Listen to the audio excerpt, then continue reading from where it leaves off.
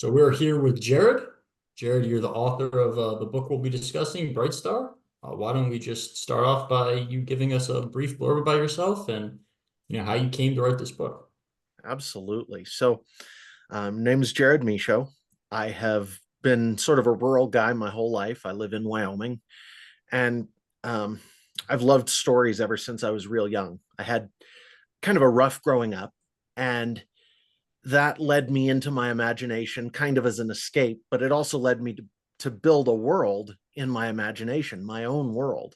It kind of started out with Star Wars and some other fiction stuff that I really loved, and it led into me having this world I wanted to share with everybody else. So I started writing my first book when I was about 12, and I got about 250,000 words into this book, which is roughly 5 times the number of words that are in Brightstar. And I decided it was totally unpublishable. It had been a total waste of paper, but not a waste of time. And I would say the reason for that is that, that's how I learned how to write. And what I was writing at the time was the prequel to Brightstar. It was the book that was supposed to come before it. And somehow at the time I was thinking, well, if you write the prequel first, then it's not a prequel, right? Except that I had already figured out where Brightstar was supposed to start from. So I was writing a prequel without even really realizing it. And it was still just as bad as every other prequel because I didn't, I hadn't realized that was what was going on. So it was beyond me. About the time I was 16, I finished writing this prequel, and it was beyond me to fix it. There was no way. I was like totally out of my depth, but for a 16-year-old trying to rewrite something that was your first writing ever into something that was publishable, I just couldn't do it. So I sort of shelved it for a while, but I have been thinking on it, and I've kept the world alive my whole life, and it has been almost 20 years since I had tried writing. And this couple of years ago, I ended up quitting my job for unrelated reasons, and I started writing this book, Brightstar. And it was time. It was exactly what I needed to be doing, and I had waited long enough because I had the ability to put into the story what I couldn't have back then. And since then, I've sort of been thinking about story and um, just how we interact with it and how much it matters. So can you either of you guys think of anything in this world that changes the world more than story does? Hmm. We are a storytelling species, I guess.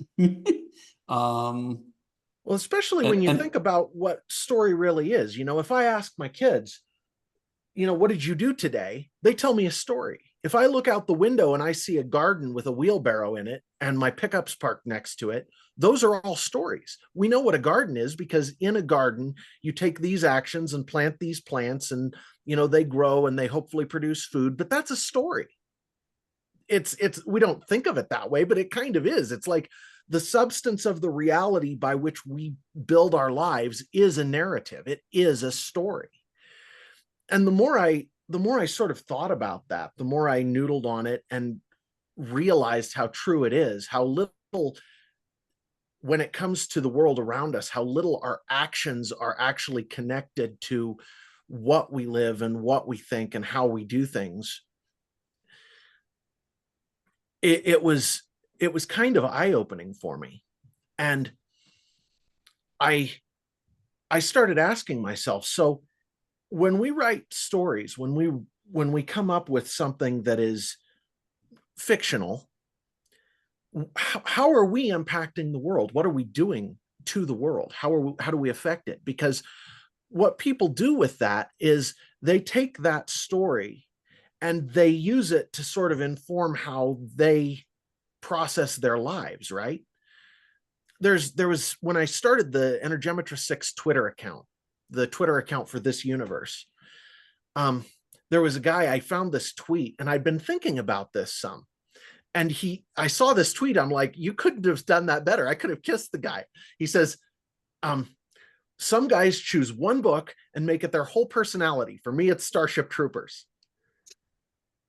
His account is like Adam Newman's chief of staff or something. It's an anon account on Twitter, which is sort of funny, but he posted this. I'm like, that's kind of an amazing way to encapsulate what I've been thinking about. He actually goes back, and I did it too. When I was growing up, the books like Ender's Game, the book Hmm. Ender's Game impacted me hugely. I read it and it was like it touched something right here. And I felt totally misunderstood by the people around me, sort of the way Ender was misunderstood. And just go down the line, I was a really smart guy, and all of the things that Ender experienced, I'm like, that kind of resonates with me. So that book for a long time held a really special place in my heart, and it does to this day, though I've kind of grown past the place I was at then, of course, but it still does. And so what I sort of recognized there is that the stories that we love actually sort of determine the way we see the world. You guys have any thoughts here? Because I have I I have actually, yeah, yeah. I mean, a lot of what you're saying, like it kind of brought me back to Yuval Noah Harari's book *Sapiens*, where Okay. he goes back in time and then he talks about how humans have really mastered storytelling, and that's kind of what sets us apart. I mean, you see it in religion, you see it in our monetary system, and how one group of people gets everyone else to go with some sort of thought, or this is money, or this is what we're going to believe, and it is a story and people buy in, and it really influences people's actions. So that's kind of what I was thinking about. Yeah, I mean, I was sort of more or less the same. Just stories, more or less, are. I feel like people use a lot of times stories to kind of express almost their philosophy. I guess when I say They that, like do. Ayn Rand comes to mind a lot with Atlas Shrugged and The Fountainhead. Yeah. But yeah, also just their ideology of like how things maybe should be done or what they want out of the world. Right. So like when you started this book, I mean, age 12, I mean, that is uncommon for a 12-year-old to be writing such a book. Like what aspects from real life did you want to see altered that you then put into this like new world?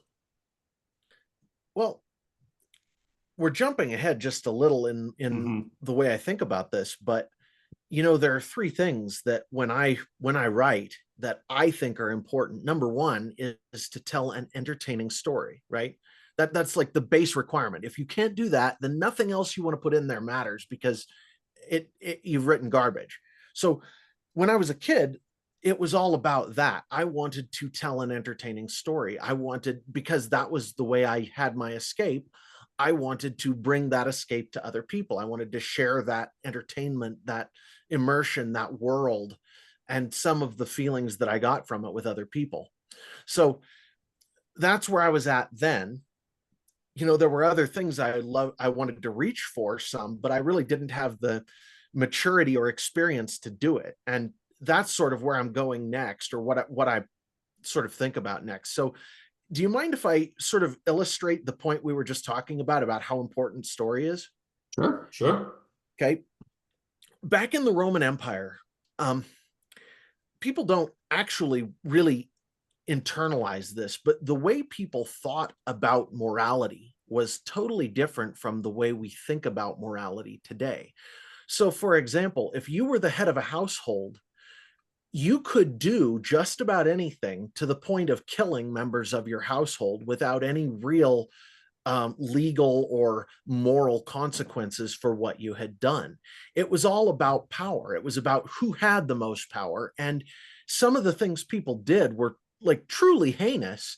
And it was totally okay, because that was morality. It was might makes right. That's how they internalized it. It was just automatic. It's like, oh, well, he did that. That means he had the ability to do that. And people would be lifted up. It's like anytime you read um, the the Odyssey or the Iliad or any of those things, the way they look at morality is just not the same. It's a totally different way of looking at morality. And what changed that for the whole Western world was the story of Christ. Now, whether you believe it or not, whether you agree or not, I happen to be a Christian. I do believe that it's true. But whether you agree or not, the story changed the way we as Western people look at morality for 2,000 years. It wasn't the actions, it was the stories that were told about those actions that sort of got into the popular consciousness and totally changed the way we think about things, to the point where now, if you look at political discourse, even the people who are totally lying about everything try to appeal to that standard and that framework of morality. And it came from that story. And I think that is just totally amazing when you start to internalize what it did to the way people thought. That's kind of just mind-blowing to me, at least. I guess I have a couple thoughts. Yeah. When you say that, yeah, because I think it's important that people be judged in the lens of what was kind of going on at the time of their existence. And Yeah. I think it was Peter Schiff brought this up about people that owned slaves decades ago. How do we view those people?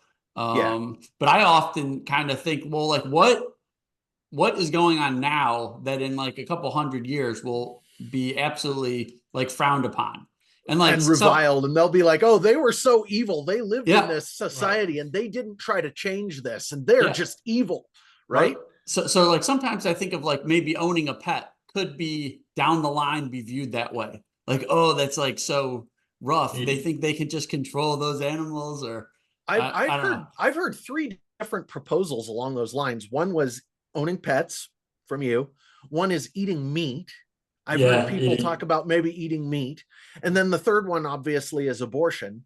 You know, they're in totally different camps that would think that way. But either way, you think about it, there is every probability that people will look back in 100 years and go, they were messed up, man. They did this, that, or the other thing, that it was totally unacceptable based on what we believe now.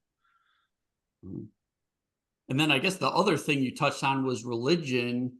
And Al and I have discussed this a little bit on other episodes, and we touched on Islam a little bit, in the sense that for whatever reason, I don't know if it's just because it's easy to convert, but that has grown tremendously in a short period of time, whereas like Judaism has not, for example.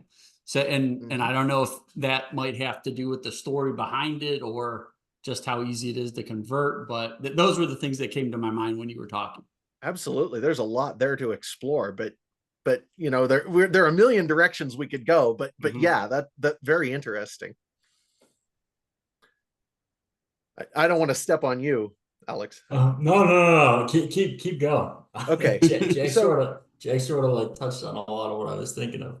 Cool. So where this all got me to was something along these lines, that you know who Andrew Breitbart was, right? He was a sort of a news personality over the past couple of decades.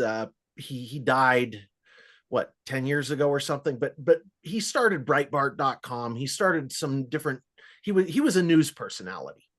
He popularized this phrase, politics is downstream of culture, which basically just means that the culture we live in shapes the way politics shapes the playing field for politics. The subjects that are appropriate to talk about, the things that people are willing to think about, and how they think about it are sort of shaped by the culture that surround them. That makes sense, right? Yeah, I mean, I think that's absolutely true. Right, I do too. So I want to take that a step further, and I want to say that culture is downstream of ideology. And whether you want to call that ideology religion or whatever, the point is just that the ideas that we hold true, whatever they are, shape the way we live our lives, which creates our culture, and then that determines politics down the stream, right? Yeah, I would agree with that. So the way I look at myth, and I'm going to use a sort of a Tolkienian definition for myth here. The way I look at myth is myth lives between faith or ideology and culture. It points back to the ideology, to what you believe, and it points forward to sort of show the way for the culture. So for example, take Star Wars. Star Wars sort of played on a lot of the things that people held in common about what made, what made a good guy, what made a hero, what made uh, a compelling story of an underdog who was fighting for this or that.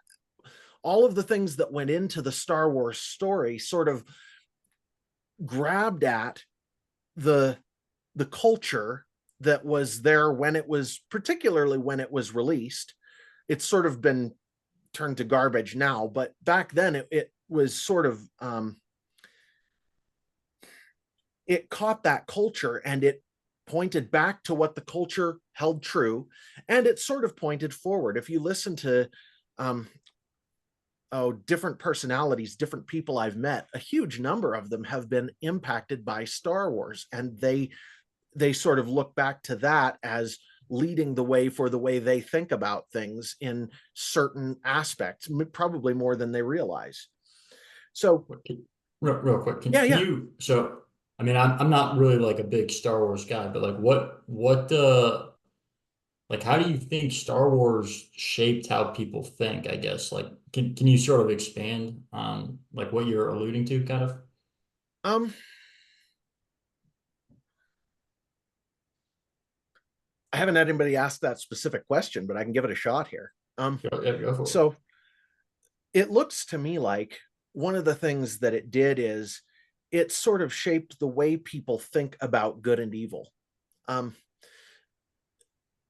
the light side of the force versus the dark side of the force, and how good and evil are juxtaposed in the world. There are still a lot of people who believe in some fashion in good and evil, and they that idea that anger leads to hatred and hatred leads to the dark side, and that sort of attitude has sort of found its way into the mainstream, as has this notion of, and I don't know whether this was reflected from it or whether it was taken from it, but it's sort of like art reflects culture, reflects art, reflects culture, reflects art, and you get that mirror tunnel where you're looking down infinitely down into the distance. But I don't know how much it changed it and how much it just reflected it.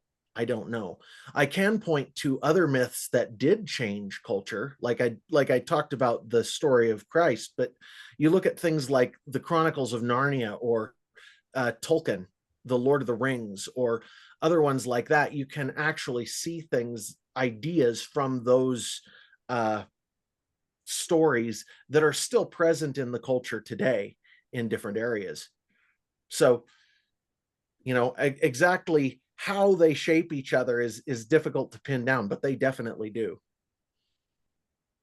Could we maybe Okay. go through like, I mean, you kind of ideology, culture, and then politics. Could we like maybe, I Yeah. don't know, just break down an example of like showing the domino effects, like how like something in the ideology actually alters the politics?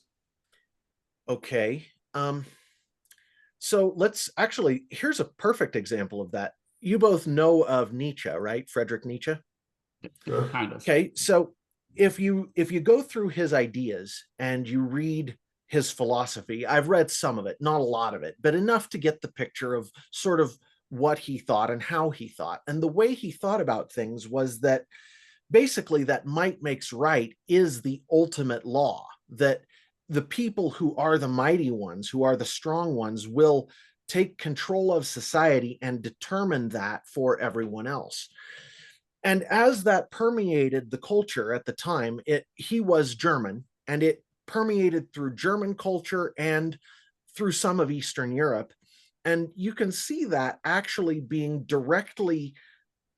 directly affected the Nazi ideology, the culture that they built, and the politics of Hitler. And it was a direct one-to-one effect right down the line, to where what Hitler tried to build directly reflected what Nietzsche theorized. And it was because his ideology came into the culture, and then the culture determined the politics. Dang. Interesting. Kind of a negative example, but Yeah, it's No, also, but that's okay. Yeah. That's I'll now yeah. here's another one. here's another one. We talked about Christ and the morality that came from his story. If you look at the culture of Europe during the early 1000s, that culture and its politics came directly from the internalization of Christianity by first the Roman and then Byzantine Empire, and then creation of the Holy Roman Empire. So the politics of that era were basically directly determined by that story and how its morality worked its way down into the culture. The things that were considered okay and weren't, all of the things that went into it sort of came from that. It's very interesting. I mean, I would say, wouldn't you say most of our society today is based on like Judeo-Christian like beliefs and sort of the same thing? Like, I mean, it's somewhat deviating, but You the know, bedrock kind of falls on it. I've actually been listening to a book about that recently. The book's called Pagan Christianity by Frank Viola. And he's talking specifically about what goes on in the church in America, but he points back to how actually about 50% of what we, maybe not what we believe, maybe not the belief structure, but how we act actually comes from the paganism that surrounded the Christian culture, the early Christian culture, and was sort of internalized by it. And he makes multiple points about how that happened. It's very interesting stuff. But in a sense, yeah, that tradition that you're talking about, that Judeo-Christian tradition, is very strong in Western culture. Yes. Yeah, I mean, and then sort of conversely, you could sort of say like, I guess the most for what you were talking about, the most one-to-one comparison I can think of is if you go to, some Islamic countries that, promote Sharia law, that would Yeah. be, in a direct line from their ideology, which is Islam, wanting to their politics, which is essentially Islamic law. Right. And they don't even really differentiate between the religion and the culture and the politics. It's to them, they actually kind of smash them all together, and they don't try to put walls between them, which is kind of interesting. At least that's my understanding. I don't know that Yeah. much about it, but definitely the law is a part of the The religious, is a religion, right? direct outworking of the religion, which sort of shortcuts that culture gap to Yeah. some degree. It's interesting. So I guess So my in, next question would be like, so someone's out there listening to this, maybe there's something in politics they are not happy with. mhm. If you go upstream, okay, I guess you're saying we need to change the ideology. So how does someone attack or alter the ideology? Is it basically we need to create a story around what we want the ideology to be? That's what most people who want to alter the ideology do, whether it's Nietzsche or the roots of Islam or whatever. I have a question here. Do you guys believe in truth, real truth, or do you believe everything's relative? Like, uh, I would say I believe in truth. yeah, Okay. yeah. Then let's go on to the next part of what I generally say as far as stories go. You remember I said the first thing you have to do for a story. So there are two others. The second one is to sort of put some of yourself into the characters, right? To try to make them attractive and to help people to identify with them. You want to put some of yourself into the characters, make them real. The third thing, though, is what I aspire to, and I can't claim that I'm there, right? It's like this is the aspiration of all artists in all media all across time, is to reach out into the world and to find something true or beautiful and to gather it up and to put it in front of people in a form where they can access it, right? So it's like when you find a painting that's a great painting, like Starry Starry Night or whatever, you look at it and you go, I recognize that, I see that, that resonates with me. And so for similar with stories that we read, we want stories that resonate with us. That's the goal. And the best kind of those stories are the ones that have some measure of truth distilled into them and left there for the reader to find. And by contrast, you don't want to be preaching at people. We find that coming in a lot of modern pop culture, right? Like the Marvel movies, they're preaching a particular thing, whether you agree with them or not. They are just constantly, now the latest ones are just shoving this in your face. And a lot of other pop cultures doing it too, where there's this sort of ideology that they're pushing. And that you want to avoid, because that actually turns people off. The goal instead is to find some of that truth and just leave it there for people to find by showing it in your work. That's kind of what Orson Scott Card did to me. He found this, yes, there are people who feel excluded by everyone else and misunderstood. And there are people who have these gifts and abilities that other people may not have, but that doesn't mean that everybody loves them for it. It means that they're kind of weird. And he sort of exposed that and left it for me to see in this book, which I had not encountered before, and it really resonated. Well, one of the things that you just said, it was like spot on with we just read a Robert Greene book, The 48 Laws of Power, and there is a part in there where I don't remember what he called the law, but he talks about truth, and I think the quote goes along something like, the truth is mostly seen, rarely heard. And the idea is that what you said, you don't want to be preaching and just tell people what to do, but you kind of want to either show them a story or lead them to the correct, truthful conclusion on their own. Give them a narrative that helps them to see it clearly so they can come to their own conclusion about it. Yep. Spot on. Yeah.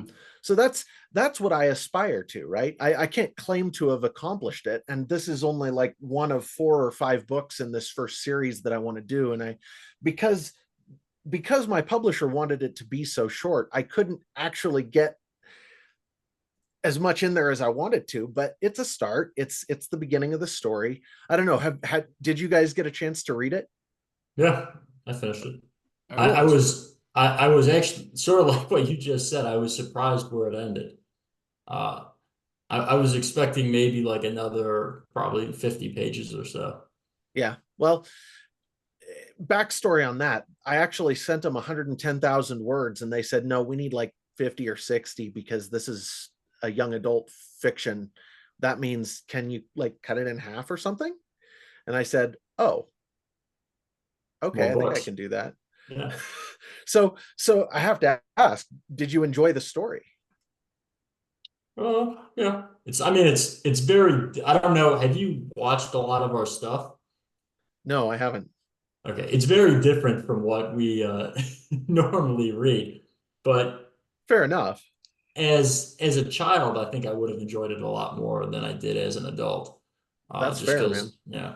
Well, I totally get that. You know, the group I wrote it for, the age group that I centered it on was young people, but yeah, I was hoping to make it so that it was accessible to adults too. But you know, we do what we can. Yeah, he was. Go ahead, Jack. No, just go. No, go. Ask your question. I was just gonna make a comment that it was very accessible. It is just not what I normally would read, I guess is what I'm saying. Yeah, fair enough. Yeah, I think I'm similar, but I think one thing that is, I mean, people might be listening. So how did you get in touch with this publisher? Can you maybe walk through what that process was like? And absolutely, because I think a lot of people are interested in that. So the whole time that I was writing this, you got to understand my story. I started writing when I was 12, finished this other thing when I was 16. When I was very first married, I tried writing again. It was in a totally different world, more of a fantasy thing. And I tried to do it in a way that people would enjoy and that would hopefully support my family. And it totally fell flat. And I was devastated, man. It was one of those things where I thought I understood something about how the world worked, and I just totally didn't. And it scared me off of writing because I thought, if I don't understand this about the world, then what the heck am I going to do? How am I being helpful to anybody? If I'm this wrong about this, I'm probably wrong about everything. So I just put it aside. And when I started writing this, my wife and I both started praying, asking God, if this is a good thing, if this is something that should be published, please provide an opportunity for that for me. And so I get through the whole writing process, like 6 months. I'm finally ready to publish it. I'm thinking, well, I'll just self-publish. I asked 2 people online to do something for me. I asked one to be a beta reader. He ended up being the best, like the most supportive beta reader you could ask for. He was amazing. The second guy I asked, so would you like read the book and recommend it to your followers if you like it? He says, yeah, I think I could do that. You know, my uncle's a publisher, right? I'm like, no, no, I didn't know that. Thank you. And, you know, I had never, I had no contacts in the publishing sphere. I had nothing, nobody. And I sent it in to his uncle's publishing company. I had to submit through their normal channels. I wasn't given special consideration that I know of. I did let somebody there know that I had talked to him, but I don't think that got me in. But I was accepted to that publisher on my very first submission ever. Oh, yeah. So, Impressive. well, impressive. I don't know, man. I claim blessed because I can't see any other way that happened. When you were, I mean, going back a little bit with how you kind of had that feeling, like if you were that wrong about the world, Yeah. like that feeling, like what did you think you were actually wrong about in that moment? Well, one of the things that I'm trying to sort of portray in this book is that the way the main character sees the world is through how everything connects together, how everything works. And that's because that's kind of the way my brain works to a degree that's unusual as near as I can tell. And so when I find a major error in my thinking, it isn't confined to one little thing. It's like if there's an error here, then everything is wrong because it all connects together and it has to all connect perfectly or my brain just can't process it. It's like one bad line of code. Yeah, that's Yeah. exactly what it is. It's one bad line of code, the whole thing crashes, Yep. and God help you finding that bug, man. Yeah. Okay. So yeah, no, that was sort of the way it was for me. And I don't know. Like I say, we do what we can. So was the main character like, did you like semi-base the main character off yourself? Like, I mean, obviously it's somewhat fantasy, it's fantasy, like, so Right. I mean, Well, so it's like I say in point two, where what you try to do is put some of yourself into the characters so they're relatable. You know, the main character is not me. It isn't me trying to base him off of me, but he does think the way I think in a lot of ways because that's how I know how to communicate to people. Is I only know how to do it as myself. So when I'm giving somebody a deep look into a personality, it's going to have some portion of me there.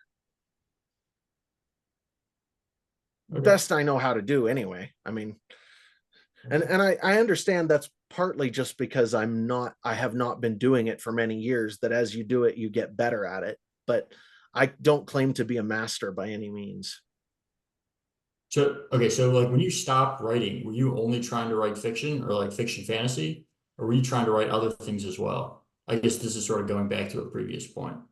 Well, I've written a number of different things. I went to school for journalism, decided that I did not fit in that world. So I have a background in nonfiction writing as well, and I have written several articles that have been published here and there through the years Okay. that were nonfiction. I've done opinion, I've done this and that. I would say though that my primary outlet in terms of writing has always been fiction. There was a period when I was young when I wrote poetry. I actually wrote one poem I thought was good and still do. Okay. That's cool. So, so I, it's mostly that I actually find nonfiction writing to be way easier than fiction. I think that's because it is, right? Like, I, I don't claim to be anybody else. I don't know. For me, it is. I don't know, Jack, what would you think? I feel like fiction writing I, is very hard because you have to like build Yeah, because everything. yeah, you have to come up with the backgrounds of everyone and the belief Yeah. system, the whole story. Right. Yeah, there's more left up to the obviously the imagination. So Not nonfiction, you just relay facts. yeah, because the book that I self-published, it's just me going through what actually happened. Yeah, So absolutely. Well, yeah. and so I've actually thought about, I told you about, I have a podcast that I do with a friend called Modern Apocrypha, and I've thought about publishing a nonfiction book in that context. I'm all I've done is thought about it. I haven't written anything, but I find that when I try to write anything that approaches the level of beliefs, of ideology, that everything I do falls totally flat and doesn't get where it's supposed to go. It's like the spark that was there in my mind just dies when I put it down on the page. Where when I write this fiction, I got done rereading Brightstar, and I'm like, yeah, I think I at least got some chunk of what I was trying to do. I think it worked to some degree. Where when I write anything sort of higher level ideologically, it just falls flat and doesn't work. So I don't know. So going back to, I mean, you said your point, like point three was you want something that resonates with people. You want to show them some truth. If you So can, like, yeah. yeah, like in Brightstar. So what would you say the truths were that you were trying to show the reader? One one okay, so that's actually a great question, and we need to talk about the monomyth a little bit, which ties into all the previous discussion to get there. But let me give you a quick, just soundbite example to start with. When Brightstar leaves the school for gifted young Energemetra 6 users, the the lady who is in charge of the school says to him, I I tried to protect them. I tried to protect them. And he says to her, you can't protect them. You can only prepare them. And that example, it happens, it sort of dropped into my lap. I'm like, whoa, that fits perfectly right there. That's great.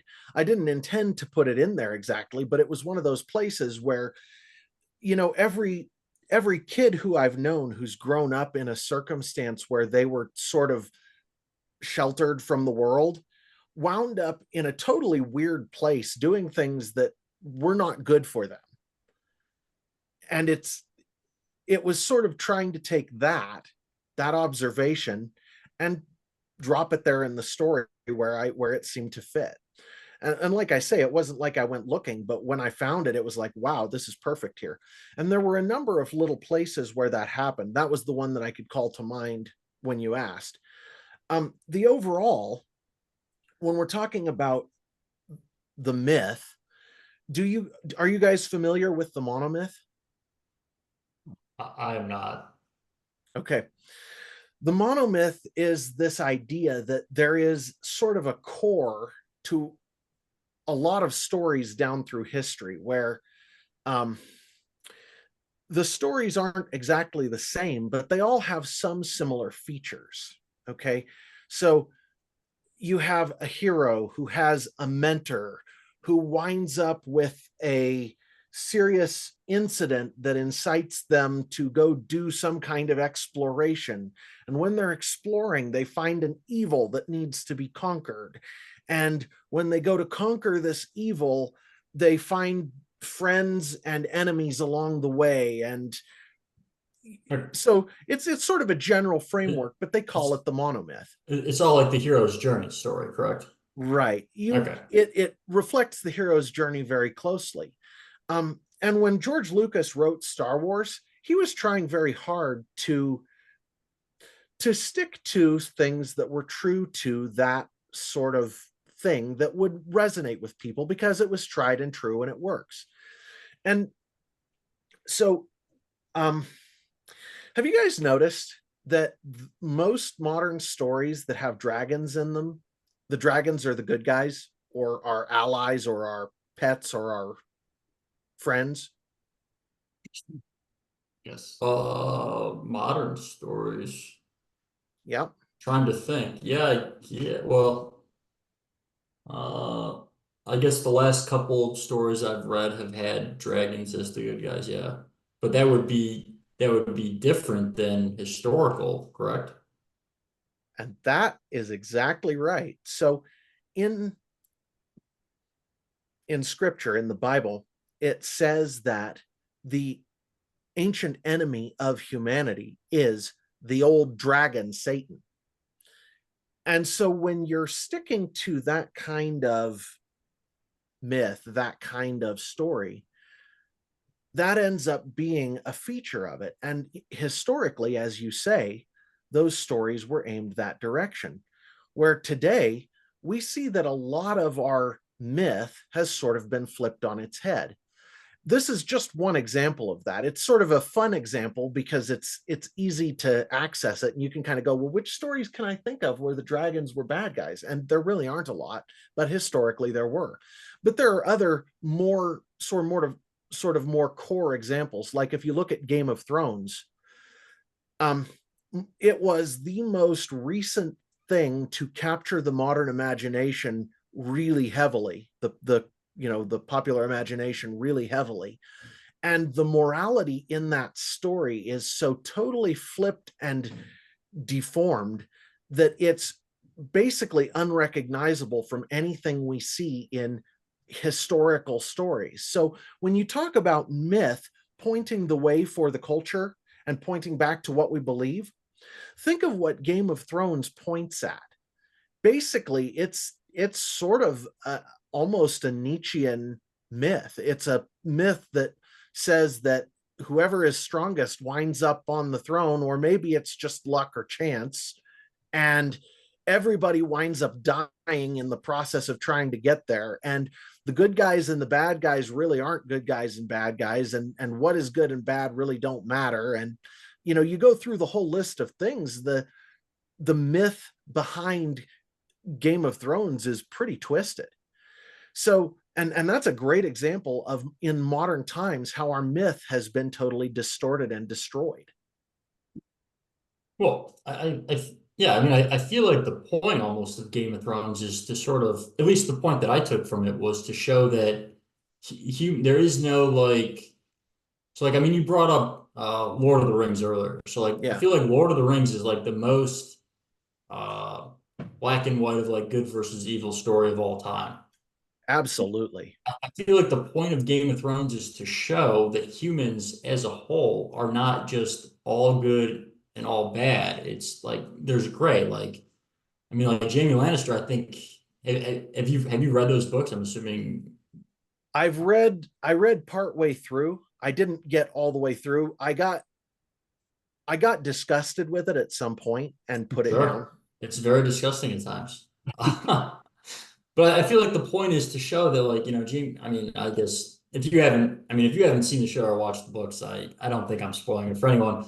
But like No, no, it's fine. in the beginning, you think he's like terrible, like he's disgusting. But then in the later books, like you see a different side of him.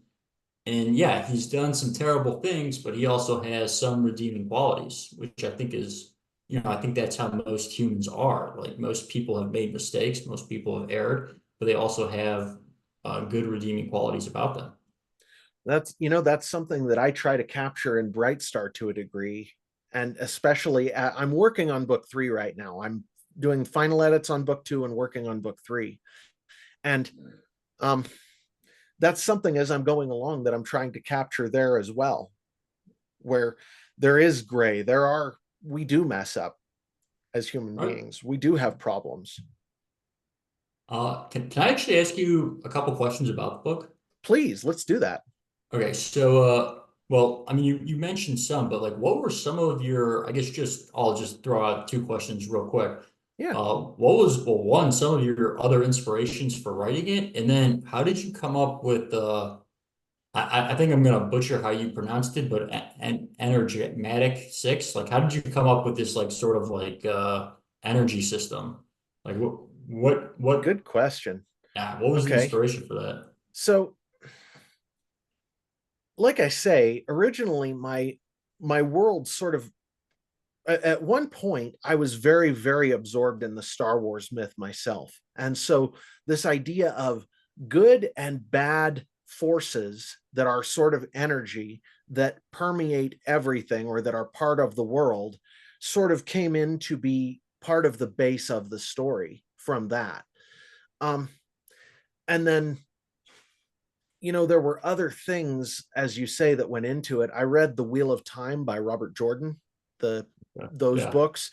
Um, and he has his one power with two different sides to it that have sort of different, what would you call it? Different threads, different parts to them, maybe elements as part of it. Um, they harken back to that anyway. And so when I was building my own universe in my head, these things all kind of morphed together. And the word Energemetra 6 was based on the words energy, matrices, matrix, and six, because there are six divisions to it. So, the genesis of the word is fairly obvious, but it came from that sort of mishmash of things that was going on in my head at the time. And later on, I started thinking about it. And one of the things that I find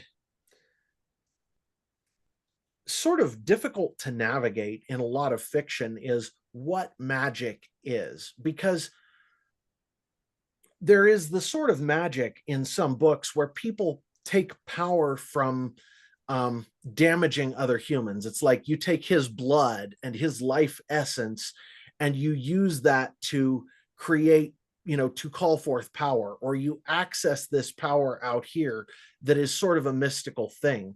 And what I was going for was something that was more laws of physics based, more like just these are forces that are just part of the world that humankind got access to through a set of events that actually is explained in book 2.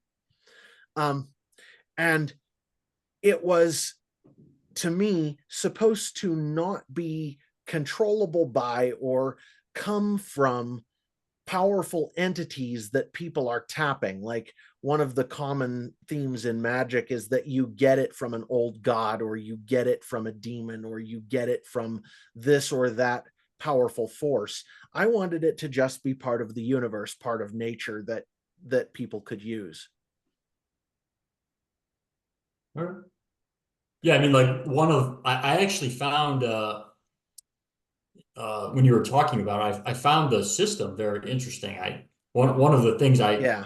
you know, not the I would have liked more detail, I guess, but that's just because maybe the Actually, age thing. it's totally funny that you should say that, because I kept getting frustrated because I wanted to put more detail in there, but Nate's character doesn't care about the details so much.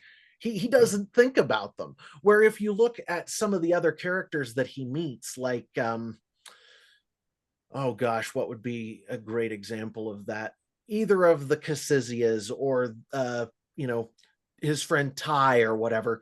If they were to be doing this, they would be putting in much more detail about what they're doing with this energy field. And hopefully in future books I can get into that and do that, because you saying that kind of makes me laugh, because I got frustrated over and over writing it, because I'm like, I want to put more in here, but Nate doesn't care, so I can't.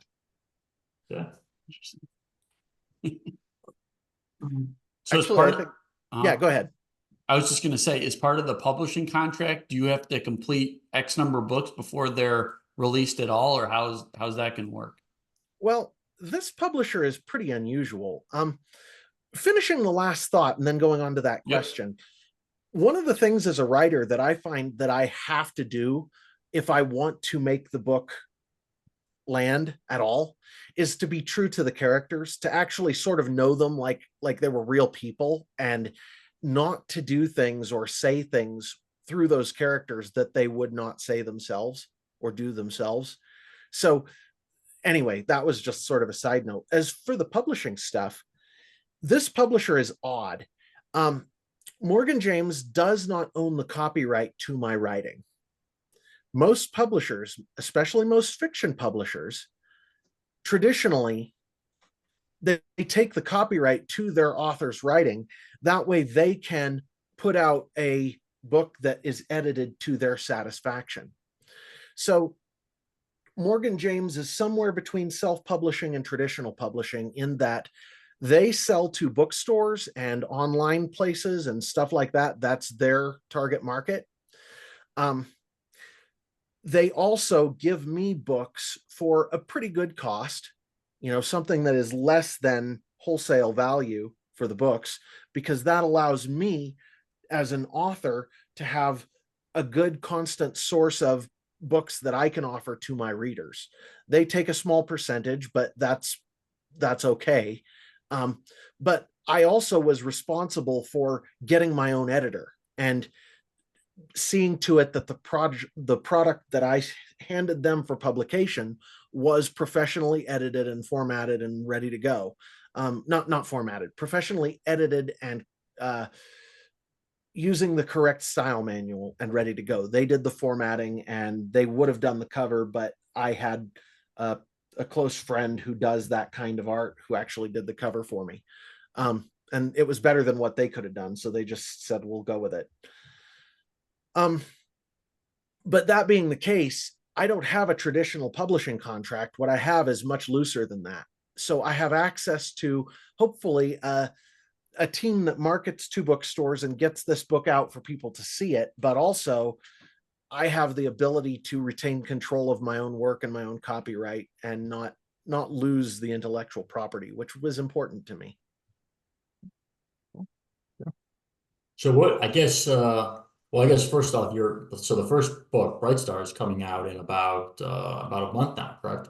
Yeah, it's April 16th that hits shelves. I have plans right now. I have 2 short stories that are currently available through my website. One is just freely open for anybody who wants to see it. It's sort of written as a prologue to Brightstar. The other I'm giving only to people who sign up for my email list. They're both, I think they're sort of in the same vein as Brightstar. They're both entertaining. I think people who like Brightstar would like them and vice versa. And so if people are interested, they can go to e6universe.com and just click on the Keeper of the Mysteries, and that'll take you right to the short story that's written as a prologue to it. But my thought is to release a little anthology of 3 or 4 short stories as sort of a companion to Brightstar as my next thing. And then I'm working on, one of the things I have to do is I have to get money together to do the publishing of the next book, because Brightstar has not paid for itself yet. I put a whole bunch of my own money into it and it hasn't paid for itself. So I need to put together enough to get the next book out as well. And hopefully as time goes on, that bubble moves, right? So that I'm actually making more than I'm spending. But that's one of the next things for me. Awesome. All right. So I guess assuming that all goes to plan, when would you be looking to release? Well, first off, how many books have you planned to write, like for this?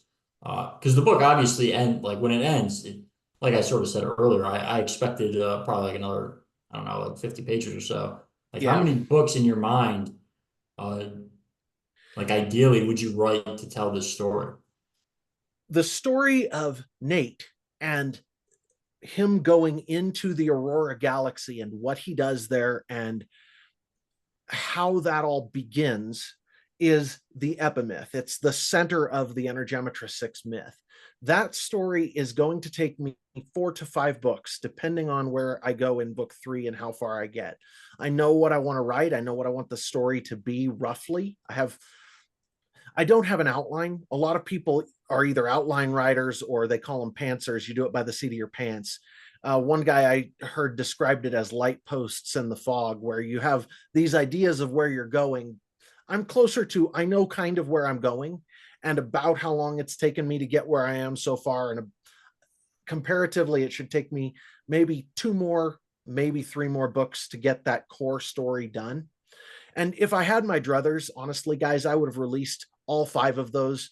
If I were independently wealthy, I would have just written all 5 of them and released them all at once as one volume, but I'm not.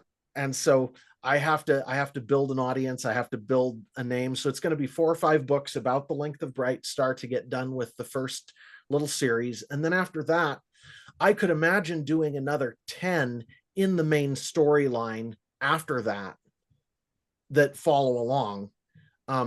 They're very far out there, light posts, but I can sort of see where I would love to go with it. But as far as a lot of times, if these things work out, you end up with side stories and other stories that are sort of attached to it. Like Ender's Game has the Ender's Shadow stuff that went along with it. I could see a number of those as well, because some of these other characters are actually more interesting than Nate is in some sense. So I don't know. I could see a lot of different stories coming out of this. Okay. Cool. Any more questions, Al? I think we're coming up on about an hour, so I think that's probably, I think I'm probably good. Jack, you want to take us out? Well, I guess Jared, like before we go out, Yeah, just to reiterate, where can people go to reach out to you? I know you mentioned, but maybe mention the website again and any absolutely. social media handles you want to Yeah. mention. And your So podcast as well.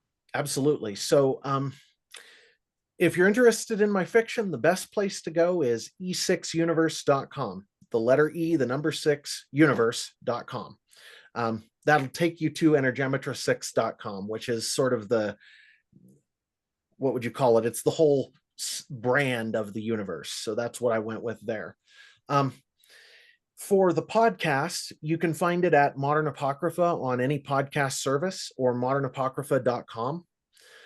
We talk about basically anything you can think of, from the base ideas, ideologies, how we see the universe, to why politically are we so caught in one particular channel right now? Why can't real political change happen? What's going on? Stuff like that. I'm actually about to release an episode this week summarizing the Modern Apocrypha worldview. We've just got done recording it, and I'm going to release it this week. So that's going to be a fun one. If people want to catch me, they can find me on those 2 websites, or at Modern Apocrypha on Twitter, or at Energemetra6 on Twitter. Those are both good. Jared.michaud.author on Facebook, or Jared N. Michaud on Instagram. Any of those will get me. Awesome. And thank you guys. Thank you for having me on. I really appreciate it. It's been fun talking to you. It's been great having you on. Yeah, thanks for coming. And with that said, please reach out to us at brothersonbooks@gmail.com for any book recommendations, or if you'd like to be a guest host for a particular book you have in mind. A great review or rating on whichever platform you're listening to this would be greatly appreciated. And lastly, if you can think of any friend, family member, or coworker that might like this episode, please pass it along. I'm Jack Allweil, and with me, as always, is my brother, Alex Allweil, and special guest, Jared. So until next time,